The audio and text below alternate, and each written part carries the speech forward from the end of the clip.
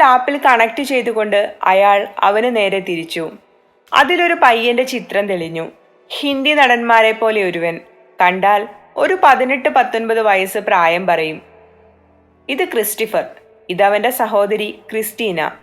അതിസുന്ദരിയായ ഒരു ചെറിയ പെൺകുട്ടിയുടെ ചിത്രമായിരുന്നു അത്. പിന്നീട് അവരോട് സാമ്യം പറയുന്ന ദമ്പതികളുടെ ചിത്രം തെളിഞ്ഞു. ഇത് ജെയിംസ്, ഭാര്യ കാതറിൻ, അവരുടെ അച്ഛനും അമ്മയും. വീരന് എന്തെങ്കിലും മനസ്സിലായോ? ഇത് പഴയ ഫോട്ടോയല്ലേ? മാത്രവുമല്ല, അറ്റവും മുറിയും മാത്രം പറഞ്ഞതിൽ നിന്ന് ഞാനെന്ത് മനസ്സിലാക്കാനാണ്? ഒരുമാതിരി കോടീശ്വരൻ പരിപാടി പോലെ നന്ദഗോപാൽ ചോദ്യം ചെയ്യുന്നത് വീരന് തീരെ ഇഷ്ടമായില്ല. പഴയ ഫോട്ടോ തന്നെ. അതിൽ നിന്ന് വീരനൊന്നും മനസ്സിലായില്ലെന്ന് വിശ്വസിക്കാൻ ബുദ്ധിമുട്ടുണ്ട്. ഇതാണ് യഥാർത്ഥ ക്രിസ്റ്റഫർ അല്ലേ? അവൻ ഗൗരവത്തോടെ ചോദിച്ചു. അപ്പോൾ ഇപ്പോഴത്തെ ഫോട്ടോ കാണിച്ചുകൂടെ? അതല്ലേ കുറച്ചുകൂടി നല്ലത്. ഈ പ്രായത്തിന് ശേഷം ഒരു ഫോട്ടോ എടുക്കാൻ അവൻ ജീവിച്ചിരുന്നിട്ട് വേണ്ടേ? അത് പ്രതീക്ഷിച്ചതായതിനാൽ വീരനിൽ വലിയ അതിശയമൊന്നും തോന്നിയിരുന്നില്ല. വീരനും ഇക്കാര്യങ്ങൾ അറിയാമെന്ന് തന്റെ ഭാവങ്ങൾ പറയുന്നുണ്ട്. അവനതിന് മറുപടി നൽകിയില്ല. ദേവനാഥിനെ കുറിച്ച് പറയുന്നത് വഴി പാലാഴിയിലെ നാറിയ ചരിത്രങ്ങൾ കൂടി പറയേണ്ടി വരുമല്ലോ. അവനത് തീരെ ഇഷ്ടപ്പെട്ടിരുന്നില്ല.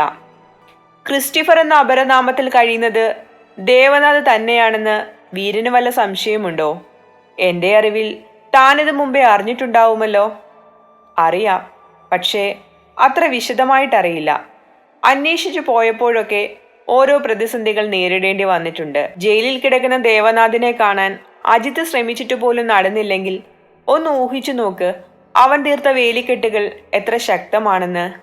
ഞങ്ങൾക്ക് കൂടുതലായി ഒന്നും കണ്ടെത്താൻ കഴിഞ്ഞിരുന്നില്ല. പക്ഷേ ക്രിസ്റ്റഫർ എന്ന പേരിൽ വന്നവൻ, അവന്റെ രൂപം, അത് സത്യങ്ങൾ ആരും പറഞ്ഞു തരാതെ തന്നെ മനസ്സിലാക്കിയെടുക്കാൻ സാധിച്ചിരുന്നു. മനസ്സിലായില്ല? നന്ദന്റെ മുഖം ചൊളിഞ്ഞു. ദേവകിക്ക് ജീവനിൽ ജയനാഥനിൽ ജനിച്ച മകനാണ് ദേവനാഥ്. ജയനാഥന്റെ അതേ രൂപമാണ് അവന്. ജീവനേക്കാളേറെ ജയനാഥിന്റെ രൂപസാദൃശ്യമുള്ളത് ദേവനാഥിനാണ്. അവിചാരിതമായിട്ടാണ് ഞാൻ ലക്ഷ്മിയെക്കുറിച്ച് അന്വേഷിച്ചത്. ലക്ഷ്മി? നന്ദൻ സംശയത്തിൽ അവനെ നോക്കി. അഷ്ടലക്ഷ്മി, അപ്പച്ചിയുടെ മകൾ, കുരിശിങ്കിലെ അലക്സിന്റെ മകൾ. മനസ്സിലായുന്നതുപോലെ നന്ദൻ തലയാട്ടി. അവരുടെയൊന്നും പേര് ഓർമ്മയില്ല, അതാണ്. ലക്ഷ്മിയെ എനിക്ക് വേണ്ടി ആലോചിച്ചപ്പോൾ തന്നെ അവളുടെ പ്രണയത്തെക്കുറിച്ച് ഞാൻ അറിഞ്ഞിരുന്നു. ബോളിവുഡിലെ അത്യാവശ്യം അറിയപ്പെടുന്ന കൊറിയോഗ്രാഫർ, ക്രിസ് എന്ന ഡാൻസ് കമ്പനിയുടെ ഓണർ. അവിടെ വർക്ക് ചെയ്താണ് ലക്ഷ്മി ക്രിസ്റ്റിയുമായി പ്രണയത്തിലായതെന്ന് കേട്ടിരുന്നു.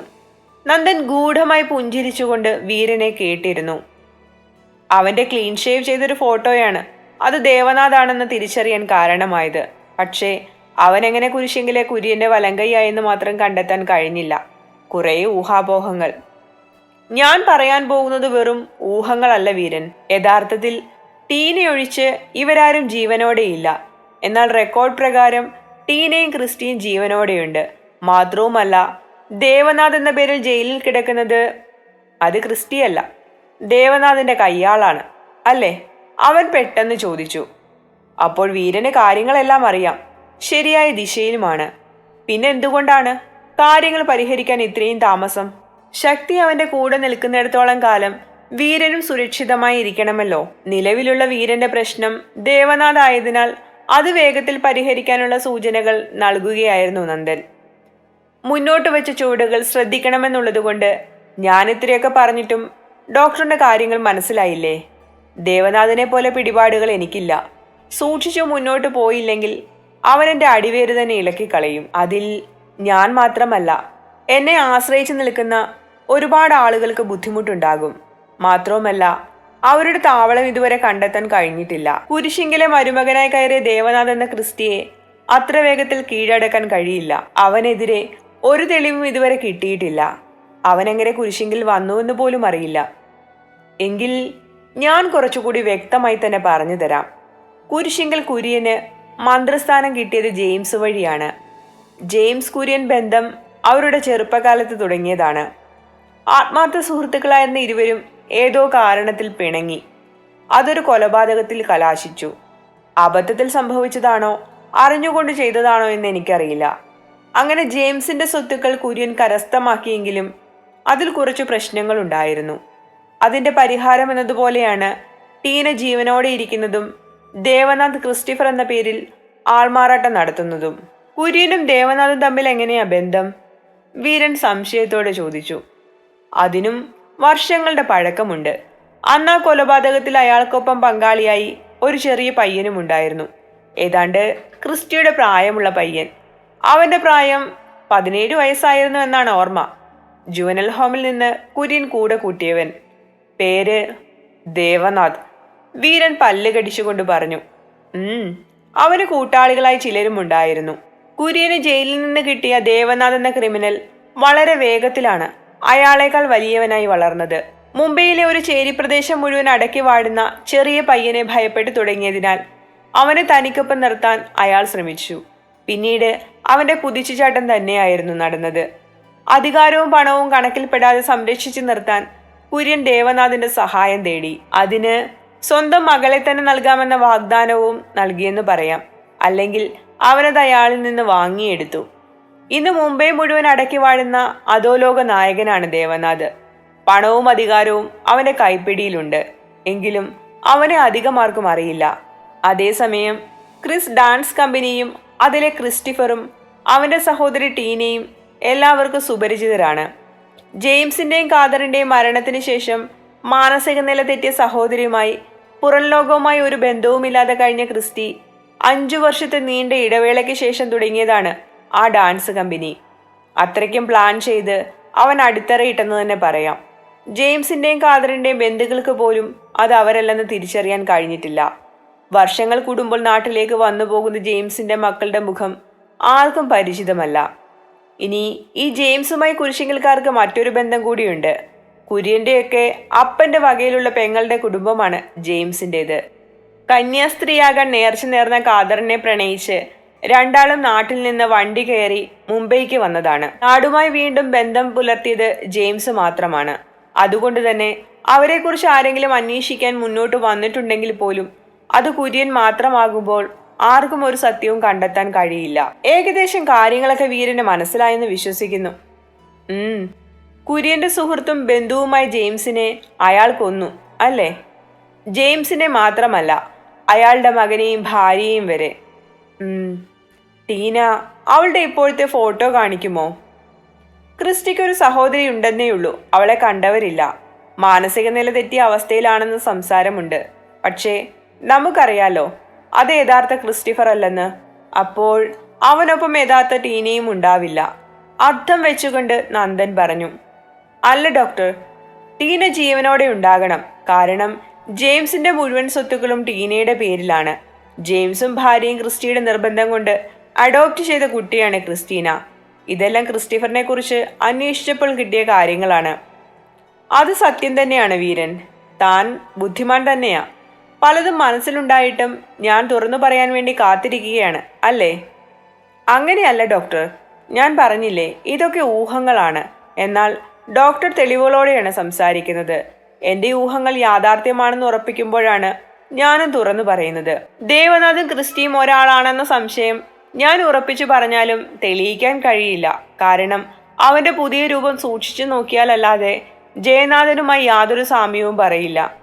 മുടിയും താടിയും വളർത്തി പച്ചകുത്തി കടുക്കനിട്ട അവന്റെ രൂപം ആരെയും അതിശയിപ്പിക്കുന്നതാണ്. താൻ പറഞ്ഞ സാമ്യമൊന്നും എനിക്കറിയില്ല വീരൻ. ടീന ജീവനോടെയുണ്ട്, നന്ദൻ അലക്ഷ്യമായി പറഞ്ഞു. ദാ ഈ റിപ്പോർട്ട് കണ്ടില്ലേ? ഇത് മുംബൈയിലെ തന്നെ മികച്ച ഹോസ്പിറ്റലിൽ ടീനയ്ക്ക് ട്രീറ്റ്മെന്റ് നൽകിയതിൻ്റെയാണ്. ഇതിലെ വർഷം കണ്ടില്ലേ? ജെയിംസും കുടുംബവും കൊല്ലപ്പെട്ട അതേ വർഷം, അതേ മാസം. മറ്റൊന്ന്, ക്രിസ്റ്റി എന്ന പേരിൽ ദേവനാഥും ഇവിടെ ട്രീറ്റ്മെന്റിന് എത്തിയിട്ടുണ്ട്. അതിനുശേഷം അവർ അമേരിക്കയിലേക്ക് പോയെന്നാണ് തെളിവുകൾ. അതിലെത്രത്തോളം വാസ്തവമുണ്ടെന്ന് കണ്ടെത്താൻ കഴിഞ്ഞിട്ടില്ല. ക്രിസ്റ്റി ഉൾപ്പെടെ 3 പേരുടെ കൊലപാതകം മുന്നിൽ കണ്ട് മാനസിക നില തെറ്റിയ അവസ്ഥയിലായിരുന്നു അന്ന് ടീന. അവൾക്കന്ന് തലയ്ക്ക് പിന്നിൽ ഗുരുതരമായി പരിക്കേറ്റിരുന്നു. അന്ന് ഇവരുടെ കേസ് കൈകാര്യം ചെയ്ത ഡോക്ടറിന്റെ ജൂനിയറായി നിന്നത് എൻ്റെ ഒരു സുഹൃത്തായിരുന്നു. അതിൽ നിന്നും എനിക്ക് മനസ്സിലായത് ആരൊക്കെ അവരുടെ വീട് ആക്രമിച്ച് ജെയിംസിനെയും ഭാര്യയെയും കൊലപ്പെടുത്തി. മകൻ ക്രിസ്റ്റിക്കും കുത്തേറ്റിരുന്നു. ടീന ഒരു റേപ്പ് വിക്ടവുമായിരുന്നു. വീരൻ പകപ്പോടെ അയാളെ നോക്കി. ചിലപ്പോൾ ദേവനാഥിനെ കുത്തിയത് ക്രിസ്റ്റിയോ ടീനയോ ആവും.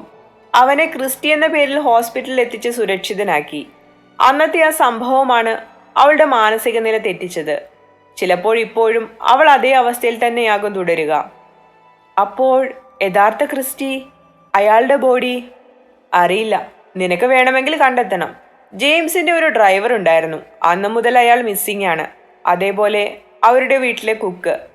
അങ്ങനെ അവരുമായി ബന്ധപ്പെട്ട ആരെയെങ്കിലും കണ്ടെത്തിയാൽ വിട്ടുപോയ ഭാഗങ്ങൾ പൂരിപ്പിക്കാൻ കഴിയും. ഇല്ലെങ്കിൽ അയാളെ പൊക്കണം, കുര്യൻ. പക്ഷേ അതത്ര ഈസിയല്ല. അപ്പോൾ ദേവനാഥിനൊപ്പം ടീന തന്നെയാണോ? അതാണോ ഡോക്ടർ പറഞ്ഞു വരുന്നത്? അറിയില്ല, അതാണ് കണ്ടുപിടിക്കേണ്ടത്. അത് ചിലപ്പോൾ ടീനയാവാം, അല്ലെങ്കിൽ നിഖിലയാവാം. എന്തായാലും ടീന എന്ന നിലയിൽ അവനൊപ്പം മാനസിക വിഭ്രാന്തിയുള്ള ഒരു പെൺകുട്ടിയുണ്ട്. നിങ്ങൾക്ക് കണ്ടെത്തേണ്ടത് നിഖിലയാവുമ്പോൾ ആ വഴിക്ക് അന്വേഷിക്കാം. നന്ദൻ ഉഴപ്പി നിർത്തി. പക്ഷെ രണ്ടുപേരെയല്ലേ കാണേണ്ടത്? അവനൊപ്പം ടീനയാണെങ്കിൽ നിഖില എവിടെ? അതല്ല, നിഖിലയാണെങ്കിൽ ടീന എവിടെ? അതേക്കുറിച്ചുള്ള അന്വേഷണങ്ങൾ നടക്കുന്നതേയുള്ളൂ വീരൻ. എനിക്ക് യാതൊരറിവും ഇതുവരെ കിട്ടിയിട്ടില്ല. അല്ലെങ്കിൽ ഞാൻ അങ്ങനെ ഒരു ശ്രമം നടത്തിയിട്ടില്ലെന്ന് പറയാം. ഡോക്ടർ ദയവ് ചെയ്ത് വളഞ്ഞു മൂക്കിൽ പിടിക്കാതെ അറിയാവുന്ന കാര്യങ്ങൾ പറയുമോ? ദേവനാഥിന്റെ കാര്യത്തിൽ ഞങ്ങൾക്കൊന്നും ചെയ്യാൻ കഴിയില്ല. പക്ഷേ നിഖില, അവൾക്ക് വേണ്ടി എന്നാൽ കഴിയുന്നത് ചെയ്യണമെന്നാണ്. ഡോക്ടർ പറയുന്നത് പലതും എനിക്ക് യാതൊരറിവുമില്ലാത്ത കാര്യങ്ങളാണ്, വീരൻ താഴ്മയോടെ പറഞ്ഞു. യഥാർത്ഥത്തിൽ ആ പെൺകുട്ടിയെ അങ്ങനെയാക്കി അവൻ കൂടെ നിർത്തുകയാണ്. കാരണം അവൾക്ക് സുഖപ്പെടാനുള്ള മരുന്നുകളല്ല അവൻ നൽകുന്നതെന്നാണ് എൻ്റെ അറിവ്. വീരഭദ്രസേനെ അറിയുന്നവൻ ശക്തിയെ അറിയാതെ പോകില്ല. ശക്തിയെ അറിഞ്ഞാൽ അയാൾ പാതിയിൽ നിർത്തി അവനെ നോക്കി. മനസ്സിലായെന്നതുപോലെ വീരൻ തലചലിപ്പിച്ചു. സാൻഡിയുടെ കാര്യമല്ലേ ഡോക്ടർ? കുര്യൻ ദേവനാഥിന്റെ ആളാകുമ്പോൾ ശക്തി അവരുടെ നോട്ടപ്പുള്ളി തന്നെയാണ്. ഇതൊക്കെ മുൻകൂട്ടി കാണുന്നത് കൊണ്ടാണ് പ്രത്യക്ഷത്തിൽ ഞാൻ അവളോട് യാതൊരു അടുപ്പവും കാണിക്കാത്തത്. അവന്റെ വിശദീകരണത്തിന് നന്ദൻ ഇരുത്തി മൂളി. അപ്പോഴും ഇവനേക്കാൾ നല്ലൊരു പങ്കാളിയെ ശക്തി അർഹിക്കുന്നുവെന്ന തോന്നലും സ്വാർത്ഥതയും അയാൾക്കുണ്ടായിരുന്നു. തനിക്കെപ്പോഴും അനുഗ്രഹയുമായി അടുപ്പമുണ്ട് അല്ലേ വീരൻ? അല്പം ഇഷ്ടക്കേടോടെ നന്ദൻ ചോദിച്ചു. ഡോക്ടർ ഉദ്ദേശിക്കുന്ന പോലെയുള്ള അടുപ്പമൊന്നുമില്ല, വീരൻ മുറുകിയ മുഖത്തോടെ മറുപടി കൊടുത്തു. അങ്ങനെയെങ്കിൽ കാമുകിയായിരുന്ന അനുഗ്രഹ അവന്റെ വലങ്കൈയാണെന്നറിയില്ലേ? അതിലൊരു കുറ്റപ്പെടുത്തൽ കൂടി ഉണ്ടായിരുന്നു. ഞങ്ങൾ അവളെ നിരീക്ഷിക്കുന്നുണ്ട്. എന്നിട്ട് ഇതുവരെ ഒന്നും കണ്ടെത്തിയില്ലേ? വീരൻ നിശബ്ദത പാലിച്ചു. അവളാണിപ്പോൾ അവനൊപ്പമുള്ള പെണ്ണിന്റെ കാര്യങ്ങൾ നോക്കുന്നത്. സ്ഥിരമായി അവൾ വാങ്ങുന്ന മരുന്നുകളെല്ലാം അങ്ങനെയുള്ളതാണ്. അത് ദേവനാഥാകുമ്പോൾ കൂടെയുള്ളത് ടീന തന്നെയാണോ എന്ന് ഒന്നുകൂടി ചിന്തിക്കണം ഡോക്ടർ. അനുഗ്രഹ സൈഡ് നിൽക്കുന്നെങ്കിൽ അത് നിഖിലയാകുമെന്നൊരു തോന്നൽ എനിക്കുണ്ട്. കാരണം നിഖിലയും അനുവും തമ്മിൽ ചെറിയ ശത്രുതയുണ്ടായിരുന്നു, അതും എന്റെ പേരിൽ. അതെന്തിന്? നിഖിലയും നിന്നെ പ്രേമിച്ചുവെന്നാണോ? നന്ദനിൽ പരിഹാസം നിറഞ്ഞിരുന്നു. അത് മനസ്സിലായതുപോലെ വീരൻ പിന്നിലേക്ക് ചാഞ്ഞിരുന്നു. എന്നോട് പ്രേമം തോന്നാനുള്ളതൊക്കെ ഈ ബോഡിയിലുണ്ടെന്ന് ഡോക്ടർക്കറിയില്ലേ? അല്ലെങ്കിൽ ശക്തിയെ പോലൊരു പെൺകുട്ടി എന്നോട് അടിയറവ് പറയില്ലല്ലോ. നന്ദൻ അതിന് മറുപടി നൽകിയില്ല. പിന്നെ നിഖില, അവൾക്ക് ഞാൻ കാമുകനല്ല, സഹോദരൻ തന്നെയാണ്. അനുവിനെ അവൾക്ക് ഇഷ്ടമായിരുന്നില്ല. നിഖില എന്നോട് കാണിക്കുന്ന സ്വാതന്ത്ര്യം അനുവിനും ഇഷ്ടമായിരുന്നില്ല. ഒരുപക്ഷെ അനുവും ദേവനാഥും തമ്മിലുള്ള ബന്ധം വളരെ മുമ്പേ തുടങ്ങിയിട്ടുണ്ടാകും. അതിനു പിന്നാലെ സഞ്ചരിച്ച നിഖില അതെല്ലാം കണ്ടെത്തിയിട്ടുമുണ്ടാകും. അതാവാം അവൾക്ക് അനുവിനോടുള്ള ഇഷ്ടക്കേടിന് കാരണമെന്ന് തോന്നുന്നുണ്ട്. അവന് നേരെ പോകാതെ അവൻ ഒളിപ്പിച്ചു പിടിക്കുന്നവളെ കണ്ടെത്തുന്നതല്ലേ നല്ലത്? വീരൻ സുഹൃത്തിനോട് ആ വഴിക്കൊന്ന് അന്വേഷിക്കാൻ പറയൂ. അന്വേഷിക്കുന്നുണ്ട്. ഇത്രയും നാളുകൾ കൊണ്ട് കണ്ടെത്തിയത് പലതും വിശ്വസിക്കാൻ കഴിയാത്തവയാണ്. പിന്നെ തെളിവ്. അതില്ലാതെ ദേവനാഥിനെതിരെ തിരിയാൻ കഴിയില്ല. നിഖില ദേവനാഥിനെതിരെ കണ്ടെത്തിയ തെളിവുകളൊന്നും ഇതുവരെ ഞങ്ങൾക്ക് കിട്ടിയിട്ടില്ല. അതെല്ലാം അയാൾ കണ്ടെത്തി നശിപ്പിച്ചു കളഞ്ഞിട്ടുണ്ടാകും വീര. ഇനിയിപ്പോൾ തെളിവുകൾ കിട്ടിയാലും നിങ്ങൾക്ക് അവനെ യാതൊന്നും ചെയ്യാൻ കഴിയില്ല. നിഖില വളരെ ബുദ്ധിയുള്ള പെൺകുട്ടിയാണ് ഡോക്ടർ. അത്ര വേഗത്തിൽ അതൊന്നും ആർക്കും കിട്ടില്ല. ഡോക്ടറിന് സംശയമുണ്ടെങ്കിൽ അരവിയോട് ചോദിച്ചു നോക്കൂ, അവൻ പറഞ്ഞു തരും എന്താണ് നിഖിലയെന്ന്. എന്തായാലും സൂക്ഷിക്കണം. കുര്യന്റെ രാഷ്ട്രീയത്തിലെ ചരടുവലികളെല്ലാം ദേവനാഥ് എന്ന ക്രിസ്റ്റിയെ ആശ്രയിച്ചാണ്. അത്ര നിസ്സാരമായി അവനെ കാണാൻ കഴിയില്ല. അറിയാം ഡോക്ടർ, ഞങ്ങൾ മുമ്പേ ക്രിസ്റ്റിയിലേക്ക് എത്തിയതാണ്. പക്ഷേ ടീന ജീവനോടെ ഉണ്ടെന്നറിഞ്ഞപ്പോൾ മുതൽ കൺഫ്യൂഷനായി. അവനൊപ്പം ടീനയാണോ നിഖിലയാണോ എന്ന് ഇതുവരെ ഉറപ്പിക്കാനും കഴിഞ്ഞിട്ടില്ലല്ലോ. ഈ ആൾമാറാട്ടം നിഖില എത്രയോ വർഷങ്ങൾക്ക് മുമ്പ് കണ്ടെത്തിയിരുന്നു. അതുകൊണ്ട് മാത്രമാണ് അവൾ ഇന്നും എവിടെയെന്ന് പോലും അറിയാത്ത അവസ്ഥയുണ്ടായിരിക്കുന്നത്. അന്നേ അവൾ ഒരാളോടെങ്കിലും കാര്യങ്ങൾ തുറന്നു പറഞ്ഞിരുന്നെങ്കിൽ ഇങ്ങനെയൊന്നും ആവില്ലെന്ന് ചിന്തിച്ചു പോകുക. വീരൻ നിരാശയോടെ പറഞ്ഞു. അവന്റെ മനസ്സിൽ കുറുമ്പും പുഞ്ചിരിയുമായി നിൽക്കുന്ന നിഖിലയുടെ മുഖം തെളിഞ്ഞു. നന്ദന ഒന്നും കേൾക്കാൻ തീരെ താല്പര്യമുണ്ടായിരുന്നില്ല. നിങ്ങളുടെ പകയ്ക്കിടയിൽ ശക്തി അവൾക്കൊന്നും സംഭവിക്കരുത് വീരൻ. അവളെ മറ്റൊരു നിഖിലയാക്കാൻ ഞാൻ ആരെയും അനുവദിക്കില്ല. അതിനല്ല ഞാൻ അവൾക്ക് പിന്നാലെ നിഴല് പോലെ നടക്കുന്നത്. ചേർത്ത് പിടിക്കാത്തത് അവൾക്ക് അംഗീകരിക്കാൻ കഴിയില്ലെന്നറിയാവുന്നത് കൊണ്ടാണ്. അത്തരമൊരു സമ്മർദ്ദം അവൾക്ക് നൽകാൻ ഞാൻ തയ്യാറല്ല. എനിക്ക് അവൾ ലൈഫിൽ ഹാപ്പിയായി സ്ട്രോങ് ആയി കഴിഞ്ഞാൽ മാത്രം മതി. മറ്റൊന്നും വേണ്ട. ശക്തിക്കൊന്നും സംഭവിക്കില്ല ഡോക്ടർ. എന്റെ ജീവൻ നഷ്ടപ്പെടുത്തേണ്ടി വന്നാലും അവൾക്കൊരു പോറൽ പോലും ഏൽക്കില്ല, വീരൻ ഉറപ്പോടെ പറഞ്ഞു. സംഭവിക്കരുത്. വീരൻ എന്താവശ്യം വന്നാലും എന്നോട് പറയാം. ശരി എന്നതുപോലെ അവൻ തല ഉലുക്കി. തുടക്കത്തിൽ അസഹിഷ്ണുത തോന്നിയ സംസാരമായിരുന്നുവെങ്കിലും പിരിയും മുമ്പ് അവർ സരസമായി ഇടപെട്ടു തുടങ്ങിയിരുന്നു. വീരൻ പോയപ്പോൾ നന്ദൻ ഒരു കോൾ ചെയ്തു. നീ പറഞ്ഞതുപോലെ സൂചനകൾ ഞാൻ നൽകിയിട്ടുണ്ട്. പക്ഷെ അറിയാലോ, എന്റെ കൊച്ചിന്റെ ദേഹത്ത് ഒരു തരി മണ്ണ് പോലും വീഴരുത്. അതിലൊരു വാണിംഗ് കൂടി ഉണ്ടായിരുന്നു. ആർത്തവ സമയങ്ങളിൽ സ്വന്തം മുറിയിലിരിക്കണമെന്ന നിയമമാണ് പാലാഴിയിലുള്ളത്. അതുകൊണ്ട് തന്നെ ശക്തിക്ക് ആരെയും അഭിമുഖീകരിക്കേണ്ടി വന്നില്ല. ജാനകിയമ്മയുടെ കാര്യങ്ങൾ ചെയ്തു കൊടുക്കാൻ വേണ്ടി ഒരു സ്ത്രീയെ വീരൻ ഏർപ്പാടാക്കിയിരുന്നു. മറ്റുള്ളവരുടെ തമ്മിത്തല്ലിനിടയിൽ അവരുടെ കാര്യങ്ങൾ മുടങ്ങാൻ പാടില്ലല്ലോ. ശക്തിക്കും അടുക്കളയിൽ കയറാൻ കഴിയാത്തതിനാൽ അവൾക്ക് വേണ്ടുന്നത് മുറിയിൽ എത്തിക്കാനും ഒരാൾ വേണമായിരുന്നു. ഇതെല്ലാം മുന്നിൽ കണ്ടാണ് ഒരു സ്ത്രീയെ അവൻ നിർത്തിയത്. അവരുടെ പക്കൽ യഥാസമയം അവൾക്ക് വേണ്ടതൊക്കെ ജാനകിയമ്മ മുറിയിൽ എത്തിക്കുന്നുണ്ട്. നളിനി ട്രസ്റ്റിലെ കുറച്ച് മെയിലുകൾ വന്നു കിടന്നിരുന്നു. ഇപ്പോഴും അവിടുത്തെ ഫൈനാൻഷ്യൽ കാര്യങ്ങൾ ശക്തി ശ്രദ്ധിക്കാറുണ്ട്. ബോധപൂർവം അവളെ അതേൽപ്പിച്ച് നൽകിയിരിക്കുന്നുവെന്ന് തന്നെ പറയാം. അക്കാര്യത്തിൽ ശ്രദ്ധ കൊടുത്തുകൊണ്ട് അവൾ സമയം തള്ളി നീക്കി. അല്ലെങ്കിലും ഒറ്റയ്ക്കിരിക്കാൻ അവൾക്ക് മടുപ്പുണ്ടാവാറില്ല. അതാണ് ഏറ്റവും ഇഷ്ടമുള്ള കാര്യവും. ഇടയ്ക്കിടെ ചില രഹസ്യങ്ങൾ അഞ്ജനയുമായി സംസാരിക്കാറുണ്ട്. പിറ്റേന്ന് വൈകുന്നേരത്തോടെ അല്ലുവും സംഘവും ഹോസ്പിറ്റലിൽ നിന്നെത്തി. പിന്നാലെ വീരനും. അവനെ കാണുമ്പോഴൊക്കെ അടക്കാൻ കഴിയാത്ത പക ശക്തിയുടെ ഉള്ളിൽ അലയടിച്ചുകൊണ്ടിരുന്നു. അവനാകട്ടെ ശക്തിയോടൊന്ന് ഏറ്റുമുട്ടാൻ അവളെ വട്ടം ചുറ്റിയാണ് നിന്നത്. മുകൾ നിലയിൽ മാത്രമായി ഒതുങ്ങി നിൽക്കുന്നവൾ അവന്റെ അവസരങ്ങളെ നിഷേധിച്ചു കളഞ്ഞെന്നും പറയാം. തന്റെ കീപ്പെന്താ മുറിയിൽ നിന്നിറങ്ങാത്തതെന്ന് വീരനോട് അവൻ പരിഹാസത്തിൽ ചോദിക്കുകയും ചെയ്തു. അവനതിന് മറുപടി ഒന്നും കൊടുക്കാനും പോയില്ല.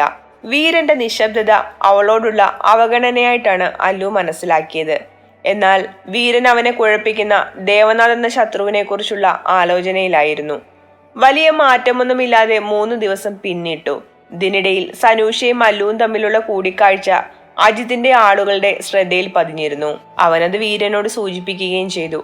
അർഹിക്കുന്ന അവഗണനയോടെ അവനത് തള്ളിക്കളഞ്ഞു. ഇനി അല്ലുവിന്റെ പ്രവൃത്തി കൊണ്ടുള്ള തലവേദന കൂടി സ്വന്തം ചുമലിൽ വെക്കാൻ അവൻ തയ്യാറായിരുന്നില്ല. ഈ സമയം ജിനുവും ലക്ഷ്മിയും തമ്മിൽ ഒരു ശീതസമരം ഉടലെടുത്തിരുന്നു.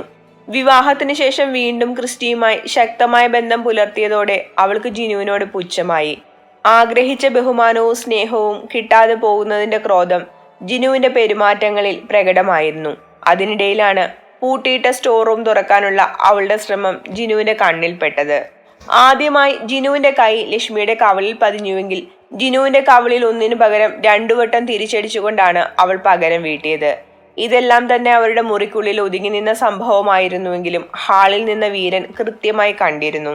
വീടിനുള്ളിൽ പുകഞ്ഞുകൊണ്ടിരുന്ന ഓരോ കാര്യങ്ങളും അവന്റെ സംശയങ്ങളെ ബലപ്പെടുത്തുന്നതായിരുന്നു.